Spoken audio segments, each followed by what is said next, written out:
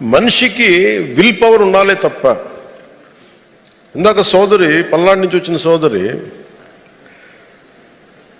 కాలు చిన్నప్పుడు పోలియోలో ఇబ్బంది పడ్డాయి, కానీ శ్రమ చేయడానికి శరీరంలో చిన్నపాటి దివ్యాంగం ఉందేమో కానీ మనసులో లేదు, మనసు దివ్యత్వంతో ఉంది.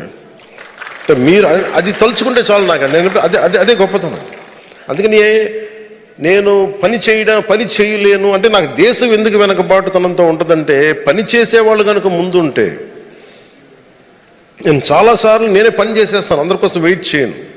ఒక కుర్చీ తీసేయాలన్నా లేదా ఒక శారీరక శ్రమ చేయాలన్నా నేను కూర్చోబెట్టి నేను ముందు ఉంటాను ఎప్పుడు. అది నా ఇంట్లో కావచ్చు, నా ఆఫీసులో కావచ్చు, ఒకసారి పబ్లిక్ పోడియం మన పబ్లిక్ ప్లాట్ఫామ్లో కావచ్చు.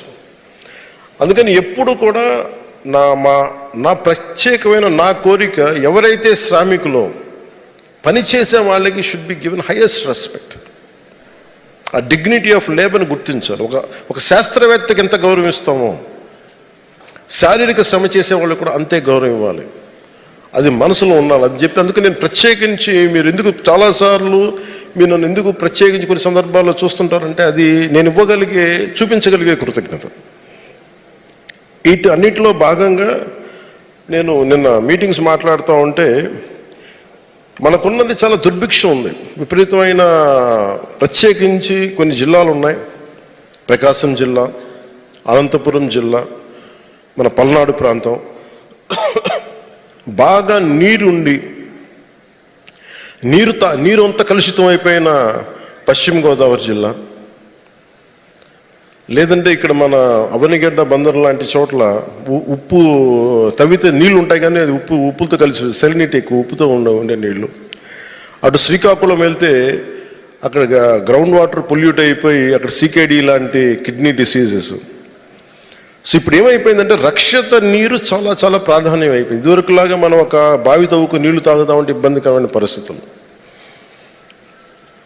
మన కేంద్ర ప్రభుత్వానికి 87,000 కోట్ల రూపాయలు వర్త్ ప్రతిపాదనలు పంపాం.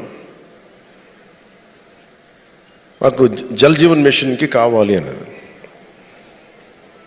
వాళ్ళు పరిశీలిస్తున్నారు. దానికి యాజ్ ఆన్ టుడే మనకి ఈ రోజుకి 28,000 కోట్లు మనకి అనుమతులు ఇస్తామని చెప్పి, భవిష్యత్తులో దాదాపు 29,000 కోట్లు మనకు అనుమతి ఇచ్చారు.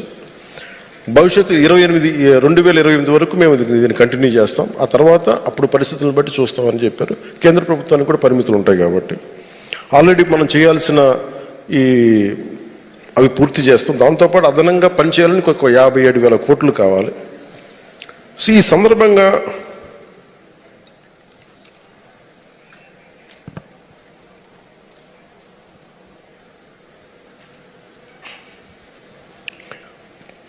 నేను నిన్న రివ్యూ మీటింగ్ మాట్లాడుతుంటే,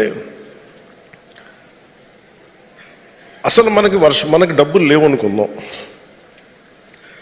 అసలు మనం ఏం చేయాలి అంటే, డబ్బులు లేకపోతే, కేంద్రం నిధులు లేకపోతే ఇంక రాష్ట్రం పనిచేయదా? ఒకవేళ కేంద్రం ఇప్పుడు యుద్ధ వాతావరణంలో ఉంది, రేపు పొద్దున్న ఆర్థికంగా కేంద్రానికి కూడా ఇబ్బంది ఉండి అదనంగా మనకు నిధులు ఇవ్వలేకపోతే మనం ఏం చేయాలి? దాని మీద సారాంశం. అంటే రక్షిత మంచినీరు ప్రతి ఒక్కళ్ళకి కలుషితం కాని నీరు ఎలా ఇవ్వాలి? కనీసం 55 లీటర్లు పర్ హెడ్ ఇవ్వాలి. ఇది ఎలా చేయాలి? దీని మీద మాట్లాడుతూ ఉంటే ముందు అనిపించింది, విపరీతం వర్షాలు పడతాయి మనకి, వర్షపు నీటిని మనం దాచుకోలేము. మనం ఉన్న తటాకాలని, చెరువుల్ని మనం కలుషితం చేసేసాం. సో వీటన్నిటి గురించి ఏమి చేయాలి అని పెడితే, నేను చెప్పాను ముందు let us set up a war room. అంటే ఇది ఎలా పెట్టామంటే,